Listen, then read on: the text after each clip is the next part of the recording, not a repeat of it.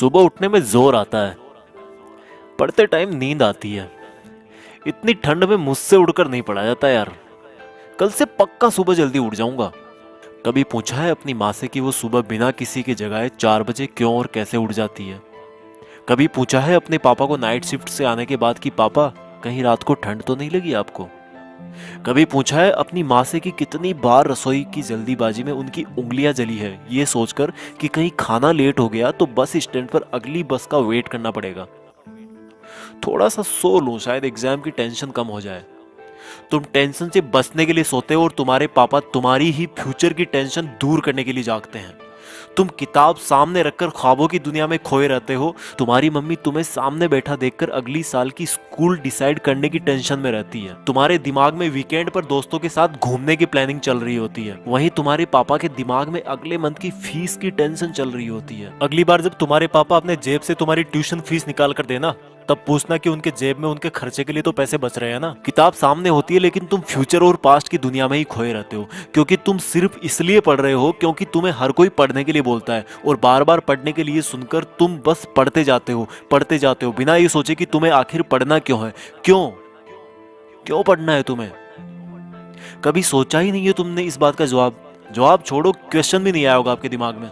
क्यों भाई, किससे बचने की कोशिश कर रहे हो और क्या सोच रहे हो? मम्मी पापा को धोखा दे रहे हो या दोस्तों को या टीचर्स को? भाई तुम ना बहुत ज्यादा भोले हो। तुम्हें अभी तक ये भी नहीं पता कि तुम किसी और को नहीं बल्कि खुद अपने आप को धोखा दे रहे हो।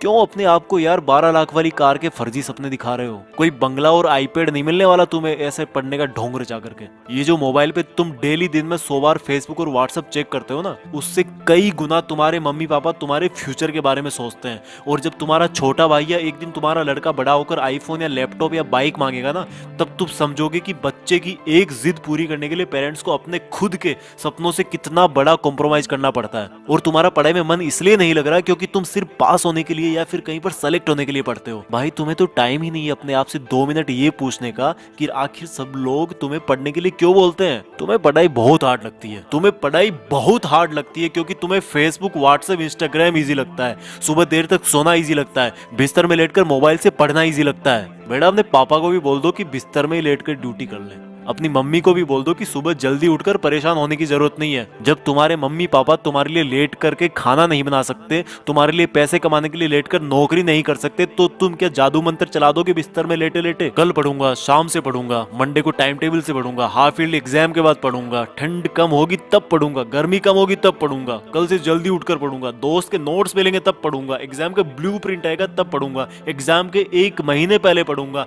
एग्जाम के 1 हफ्ते पहले इंपॉर्टेंट क्वेश्चंस पढ़ूंगा। पास होने से मुझे कोई रोक ही नहीं सकता। ओ भाई, तेरा ना तो कल आएगा, ना तेरा टाइम टेबल 2 दिन से ज्यादा चल पाएगा, और ना ही किसी दोस्त के नोट से तू टॉपर बन पाएगा।